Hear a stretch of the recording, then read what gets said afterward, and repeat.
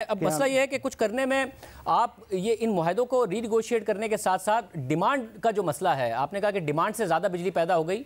मईशत में ग्रोथ की प्रोजेक्शन थी, डिमांड के बढ़ने की प्रोजेक्शन थी, मगर अनफॉर्चुनेटली हुआ ये कि मईशत में ग्रोथ नहीं हुई। लार्ज स्केल मैन्युफैक्चरिंग मुसलसल 2 साल नेगेटिव रही।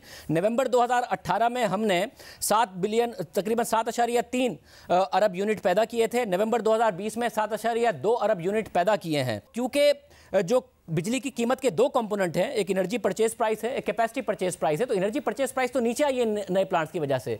कैपेसिटी यूटिलाइजेशन आपके दौर में कम हुई है, क्योंकि डिमांड, आपके दौर से मुराद है तहरीक इंसाफ की हुकूमत में, आप तो अक्टूबर में आए हैं, क्योंकि डिमांड नहीं बढ़ी है मुआशी तरक्की ना होने की वजह से और इंडस्ट्री की ग्रोथ नेगेटिव होने की वजह से।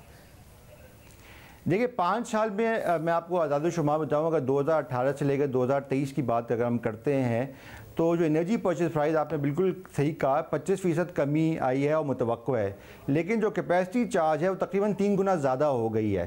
तो ये एक बुनियादी मसला है। लेकिन जहाँ तक डिमांड की बात है, यकीनन उसमें कमी आई है और ये बड़ी तशवीशनाक बात है। एक तो वजह यह है कि पिछले 10 साल में आप देखिए तो बहुत से जो सनती हमारे सारिफीन हैं वो कैप्टिव चले गए। इस वक्त तकरीबन 5000 मेगावाट कैप्टिव जनरेशन है जो कि अपनी खुद बिजली बना रहा है। अब पिछले दिनों आपको मालूम है हमने एक टैरिफ पैकेज अनाउंस किया था इंडस्ट्रीज़ के लिए, जिसके तहत पीक और ऑफ पीक का जो फ़र्क है उसको ख़त्म कर दिया था और छोटे जो सनती सारिफीन हैं उनको 50% रियायत दी थी हर इजाफी यूनिट कंजम्पशन की, और जो बड़े सारिफ हैं B4 कैटेगरी के उनको 25% रियायत दी थी। इसके इंशाल्लाह मज़बूत जो असरात हैं वो अगले साल आने शुरू हो जाएंगे। वही जो पुराना फार्मूला है जो गालिबन आपने के इलेक्ट्रिक में इन्वेंट किया था, कलेक्टिव पनिशमेंट का, जो फीडर्स पर लोड शेडिंग की जाती है, जब वो लोड शेडिंग करेंगे बजाय इसके कि इंडिविजुअल्स जो चोरी कर रहे हैं या फिर अपना बिल नहीं दे रहे हैं उनको आइडेंटिफाई करके पनिश करें, उसी पुराने मेथड पर अगर वो चलते रहेंगे और लोड शेडिंग करेंगे तो ये कैपेसिटी पेमेंट्स तो बढ़ती रहेंगी, क्योंकि डिमांड होगी नहीं जब बिजली दे नहीं जाएगी और लोड शेडिंग की जाएगी। हालांकि पाकिस्तान में इतनी सारी बिजली मौजूद है। जी, डिस्कोर्स में मुझे 1 मिनट दीजिएगा शायद, बड़ा अहम मौजू है। आज से 1 साल पहले तक तो ये सबसे बड़ा मसला था, मेरे ख्याल में सबसे बड़ा हाथी आजकल वो कैपेसिटी चार्ज हो गया है। लेकिन डिस्कोर्स की जो छलनी है वो भी बहुत एक बुनियादी मसला है। औसतन ये 150 से 200 अरब रुपए का खसारा कौमी ख़जाने को बर्दाश्त करना पड़ता है।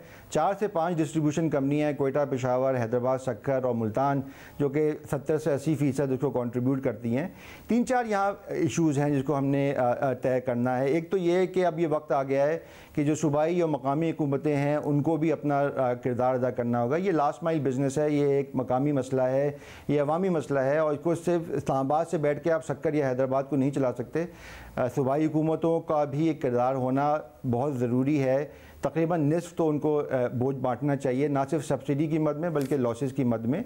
उसके साथ साथ ये जो लॉसेस हैं, जो लॉसेस हैं उसमें जो इजाफा हुआ है ट्रांसमिशन और डिस्ट्रीब्यूशन लॉसेस, वो पेशावर में हुआ है, साथ ही कोयटा में हुआ है, साथ ही ट्राइबल एरियाज़ में हुआ है। तो यहाँ तो तीनों में तहरीक इंसाफ की हुकूमत है जहाँ पर ट्रांसमिशन और डिस्ट्रीब्यूशन लॉसेस में इजाफा हुआ है। सिर्फ कैपेसिटी को अगर ब्लेम करते रहेंगे और इन इश्यूज़ को नहीं एड्रेस करेंगे जो कि खुद तहरीक इंसाफ की जहाँ पर हुकूमत है। जहाँ तक पेशावर का ताल्लुक है, वहाँ पे कोई 21 बिलियन का एक पैकेज अभी अनाउंसड हुआ है, इसकी समरी मूव हो रही है, जिसके तहत टेक्नोलॉजी सोल्यूशन के ज़रिए इंशाल्लाह वहाँ पे लॉसेस कम होंगे। यकीनन वहाँ पे हालात इतने अच्छे नहीं हैं लॉसेस के और रिकवरी के।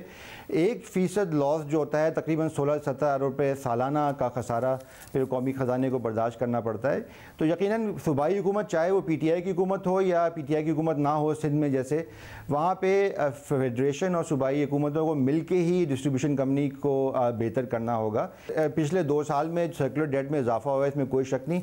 तकरीबन 25% आप कह सकते हैं शाहजेब जो कि डिस्ट्रीब्यूशन कंपनी से रिलेटेड है और 75% जो कि नॉन डिस्ट्रीब्यूशन कंपनी से रिलेटेड है, यानी कि उसका ताल्लुक़ है सियासत से, उसका ताल्लुक़ है मुख्तलिफ पॉलिसी से। यानी कि जैसे अगर टैरिफ नहीं बढ़ाया पिछले हुकूमत ने आखिरी साल में, उसका जो खमियाजा इस हुकूमत ने भुगता। इसी के साथ साथ जो IMF की जो मुख्तलिफ शराइत थी जिसकी वजह से डॉलर की कीमत, रुपये की कीमत गिर गई, अफरात ज़र में इजाफा हुआ, सूद की शरह बढ़ गई। टैरिफ का 60 से 80% जो हिस्सा है वो डॉलर से लिंक्ड है। इसकी वजह से बिजली के नरखों में इजाफा हो, फिर कोविड आ गया जिसको आप इनकार नहीं कर सकते। उसकी वजह से तकरीबन 200 से 250 अरब रुपये के बिजली के नरखों में जो इजाफा होना था वो नहीं हुआ, टैरिफ फ्रीज़ हुआ 2020 में, जो कि सही फ़ैसला था ज़ाहिर है उसका इजाफी बोझ जब मुश्किल हालात हों तो अवाम या अपने जो सनती सारिफीन में मुंतकिल नहीं किया जा सकता। मगर तमिश्कर साहब ये जो फोकस है पावर मिनिस्ट्री का कि जी क्योंकि हम कोरोना की वजह से नहीं बढ़ा सके बिजली की कीमतें, इसलिए जो सर्कुलर रेट में कमी लानी थी उस हिसाब से नहीं ला सके। मसला ये है कि ऐसा लगता है पावर मिनिस्ट्री का अब तक का फोकस ये रहा है कि जी बिजली की कीमतें अगर हम बढ़ा दें तो सर्कुलर रेट में कमी आ जाएगी। हालांकि ये नजर आया है कि बिजली की कीमतें बढ़ाने की वजह से डिमांड कम हुई है, तो जो कैपेसिटी यूटिलाइजेशन है वो कम होगी, तो कैपेसिटी चार्जेस तो आप और ज्यादा देंगे। डिमांड बढ़ाने पर फोकस नहीं रहा है पावर मिनिस्ट्री का अभी तक।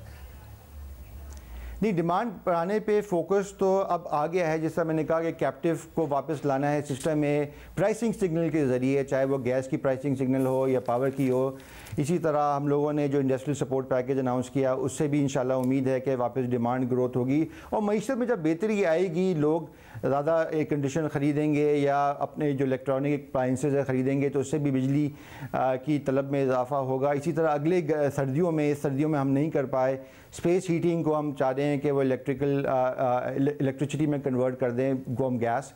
तो इस तरह की बहुत सी चीज़ें हैं जिनको करना ज़रूरी है, नागुज़िर है, जिससे बिजली की तलब में इजाफा हो। लेकिन जो डिस्ट्रीब्यूशन कंपनी की हम बात कर रहे थे वो बड़ा अहम मौजू है, क्योंकि जो एक्सक्लूसिविटी है, मोनोपली है, वो भी अगले 3 साल में इंशाल्लाह ख़त्म हो जाएगी। और कंपटीशन जब आएगा तो फिर बिजली की नरखों में कमी भी आएगी और लोगों को बेहतर सहूलत भी मुहैया होगी, जिस तरह टेलीकॉम सेक्टर में हुआ था। अभी ये मोनोपलीज चल रही हैं, इसलिए मैं निष्कारी के ख़िलाफ़ हूँ जब तक ये मोनोपलीज हैं। और आपने जिक्र किया कलेक्टिव पनिशमेंट का, यकीनन ये एक एक्सपेरिमेंट था आज से 10 साल पहले, जिसमें मैं भी शामिल था जब मैं इलेक्ट्रिक में था। लेकिन ये 10 साल के बाद ये पॉलिसी में कन्वर्ट हो गया है मुल्की सतह पे, जो कि नहीं होना चाहिए। यकीनन ये इज्तिमाई जो सज़ा है इसको ख़त्म होना चाहिए और डिस्ट्रीब्यूशन कंपनी के लोगों को ज़्यादा मेहनत करने की ज़रूरत है।